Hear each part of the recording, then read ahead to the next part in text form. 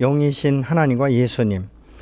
우리가 하나님을 알면 알수록 하나님과의 교제는 더욱 깊어질 수밖에 없습니다. 요한복음 4장 24절에 보면 하나님은 영이시니 이렇게 말씀하고 있습니다.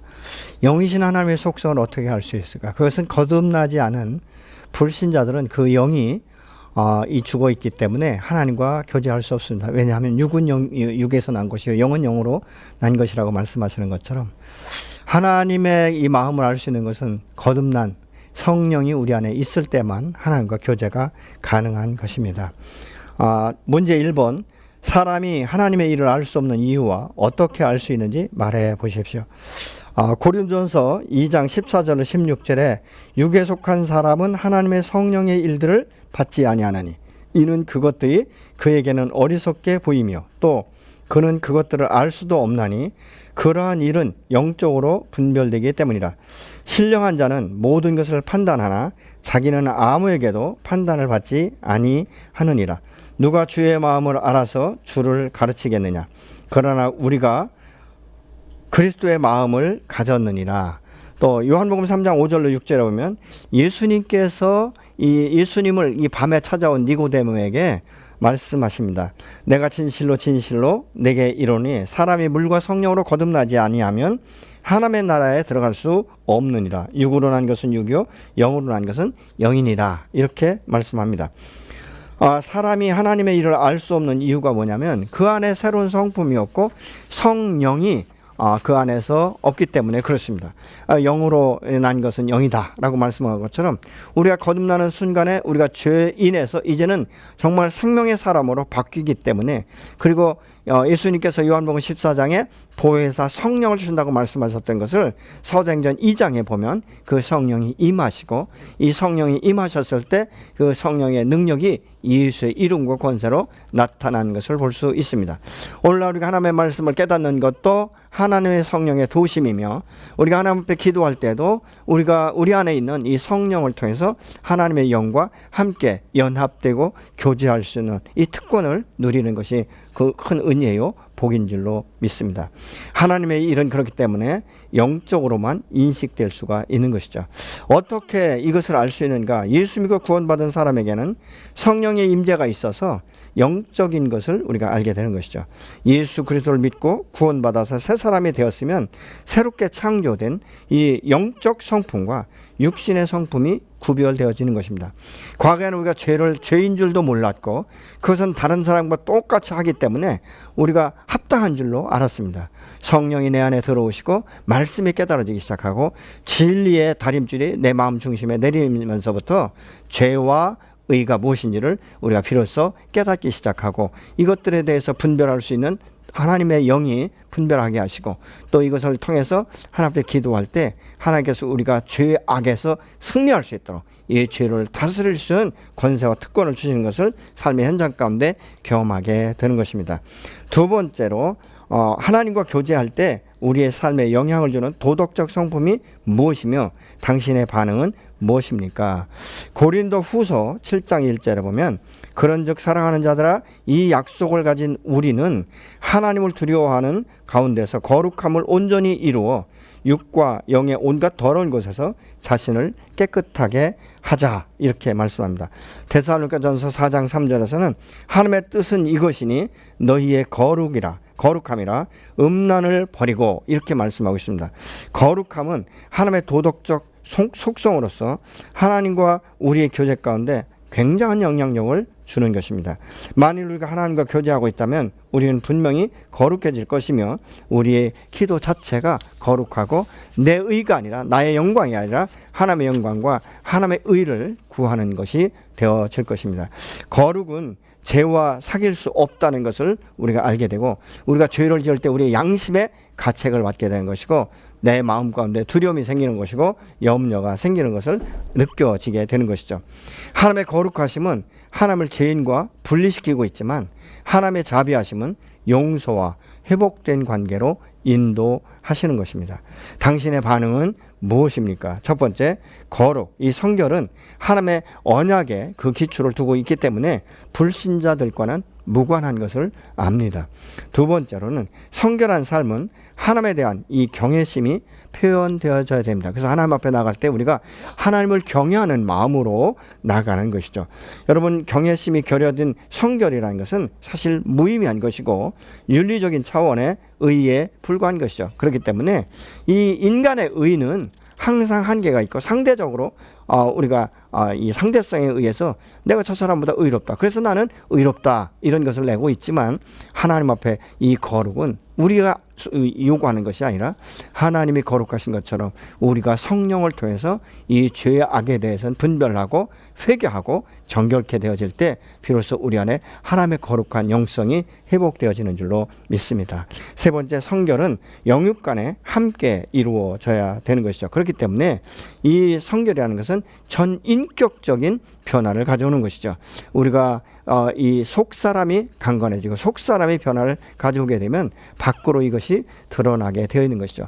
예를 들면 말의 어투가 달라지고 겸손해지고 정말로 우리가 과거에 했던 말을 함부로 하지 아니하고 꼭 필요한, 마치 소금으로 맛을 내는 것처럼 그렇게 그때 적재적소에 맞는 이 단어를 통해서 사람의 마음을 정말로 편안하게 만들어주고 그들 마음 가운데 비전을 제공하는 이런 것들을 우리가 가질 수 있게 되는 것이죠.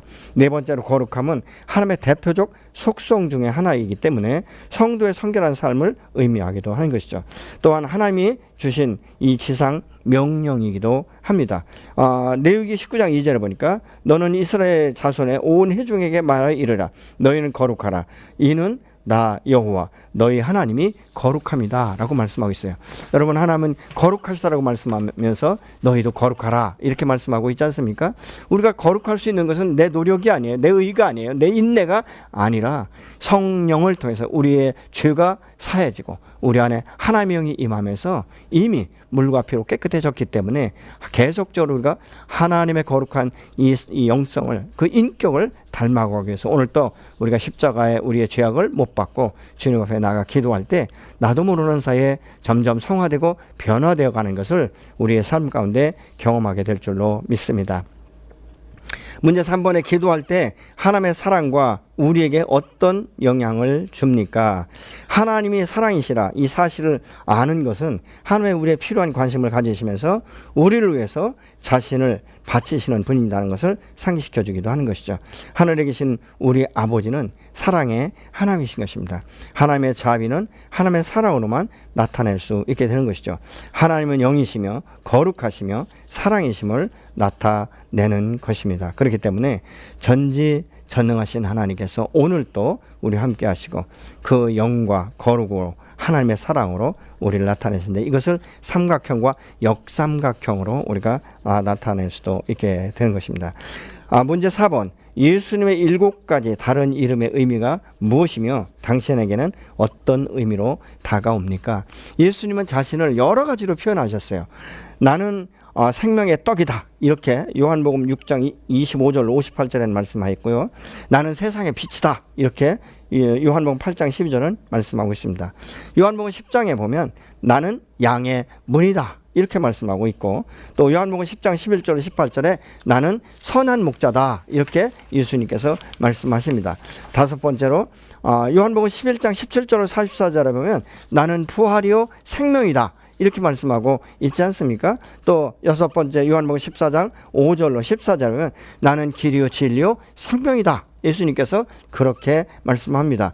일곱 번째로 요한복음 15장 1절로 7절에 보면 나는 참 포도나무요 너희는 가지니 이렇게 말씀하고 그래서 그 가지는 그 줄기에 붙어 있을 때 그 안에서 충분한 수확을 받고 많은 열매를 맺게 되는데 그것이 바로 많은 열매를 맺을 때 너희가 내 제자인 줄을 알게 될 것이다 이렇게 말씀하면서 특별히 이 요한복음 15장에서 너희가 내 안에 가고 내 말이 너희 안에 거하면 무엇이든지 원하는 대로 구하라 그리하면 이루리라고 말씀하고 있지 않습니까? 여러분에게는 이 말씀들이 어떤 의미로 다가오고 있습니까? 예수님의 다양한 이름은 예수님께서 만난 사람들의 다양한 필요를 의미하기도 하는 것이죠. 그래서 때와 장소와 문제와 이 환경과 이런 것들을 통해서 예수님께서 그때그때 말씀하시는 것을 우리가 볼 수 있게 된 것이죠. 오늘날도 우리가 주님 앞에 나아갈 때 사람마다 자신의 환경이 바뀔 때 필요한 이 욕망이 바뀌는 것처럼 우리 하나님 앞에 간구하는 것도 다 내 필요에 따라서 환경에 따라서 달라지는 것을 볼 수 있지 않습니까? 그때마다 하나님은 꼭 필요한 말씀들을, 그 환경에 맞는 말씀들을 우리에게 주시며 당신을 우리에게 그렇게 여러 가지 모양으로 표현하시는 것을 우리가 알게 됩니다. 우리가 기도할 때 이 안내자가 필요하다면 바로 선한 목자 되시는 그 주님 앞에 우리가 나가면 되는 것이죠. 여러분, 많은 열매를 맺는 이 영적 자원이 필요하면 참 포도나무 되시는 이 주님 앞에 나가 우리가 간구하는 것 아니겠습니까?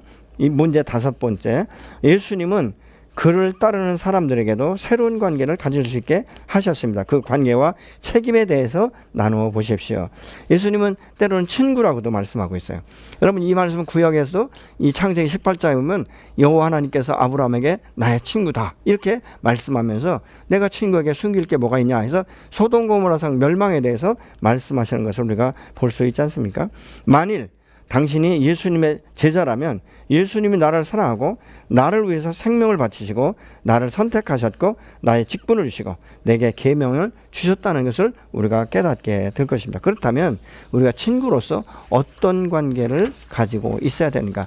우리가 친구 이러면 너무 가볍게 생각하면 안 돼요. 그냥 우리가 이웃에서 친구로 함부로 대해야 되고 뭐 함부로 말했던 것을 내가 약속했던 것을 어기고 그런 친구가 아니라 정말 하나님의 그 거룩하심, 그 자비하심, 그 긍휼하심 뿐만 아니라 하나님의 전능하심, 또 하나님의 엄격하심, 이런 것들이 다 포함된 채 그럼에도 불구하고 나를 친구 삼아주신 이 하나님 앞에 사실은 우리가 경외하는 마음으로 나아가서 우리의 삶을 하나님과 함께 나누는 것이죠. 여러분, 예수님의 말씀을 완수하고 예수님을 위해서 열매를 우리가 맺는 것, 이것이 이 친구의 아주 친밀한 관계 가운데 깊은 것까지도 대화하면서 이루는 것을 볼 수 있습니다. 여러분은 이런 관계를 싹트게 하는 놀라운 기도의 약속을 알고 계십니까? 여러분, 우리는 기도는 하나님께서 우리에게 모든 문제를 풀어주시고 당신의 뜻과 마음을 알려주시는 것이 바로 기도를 통해서 이야기하는 것이죠. 그래서 예수님께 제자들이 그렇게 질문하지 않습니까? 주님, 우리에게 기도를 어떻게 해야 될지 가르쳐 주십시오. 그때 주님께서 주 기도문을 가르쳐 주시는 것을 우리가 성경을 통해서 볼 수 있게 되는 것이죠. 예수님은 이런 관계를 세우시면서 요한복음 15장 16절에 너희가 나를 택한 것이 아니요 내가 너희를 택하여 세웠나니 이는 너희로 가서 열매를 맺게 하고 또 너희 열매가 항상 있게 하여 내 이름으로 아버지께 무엇을 구하든지 다 받게 하려 하십니다. 이렇게 약속하고 있어요. 여러분, 우리가 참 어떻게 보면요, 내가 하나님을 선택한 것 같아요. 내가 하나님을 먼저 찾아간 것 같아요. 근데 오늘 성경에 뭐라고 말씀합니까? 아니, 내가 너를 선택했다라고 말씀하고 있는 거죠. 사람은요, 하나님으로부터 선택받고 그 사명을 깨닫고 그 말씀 앞에 순종할 때요, 얼마나 많은 변화를 가져오는지 몰라요. 여러분과 인간적으로 생각해 보시죠. 야곱이 어떻게 믿음의 조상이 될 수 있겠습니까? 사기꾼이라는 이름도 가지고 있지 않습니까?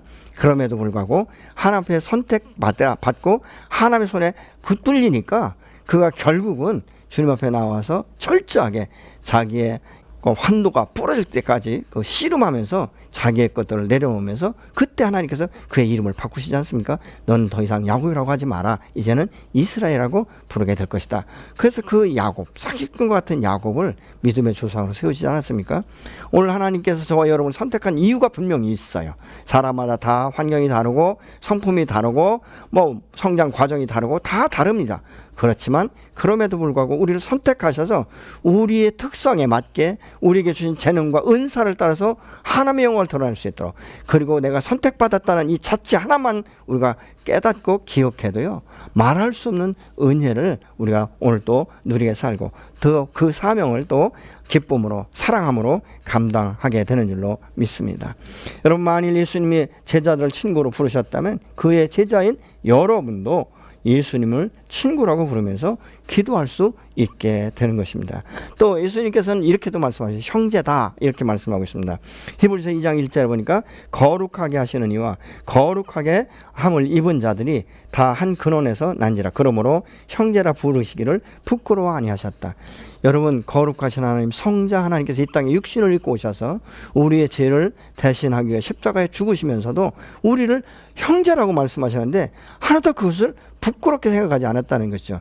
여러분, 우리가 육신의 형제도 세상 가운데 그렇게 말썽을 피우고 맨날 교도소 출입하고 뭐 이런 일을 한다면요, 참 한 형제 된 것이 부끄럽다, 우리가 그렇게 말할 수도 있지 않습니까? 그러나 예수님은 죄인이었던 우리, 오늘날 우리가 예수님과 거듭났지만 아직도 죄의 그 근성이 남아있어서 그냥 우리가 말씀과 성령으로 다스림 받지 못하면 순식간에 우리가 죄의 유혹에 무너지는 형편없는 우리이지만, 그럼에도 불구하고 하나님은, 예수님은 나의 형제다라고, 나의 자매라고 부르는 것에 대해서 부끄러워하지 않았다라고 말씀하고 있는 것이죠.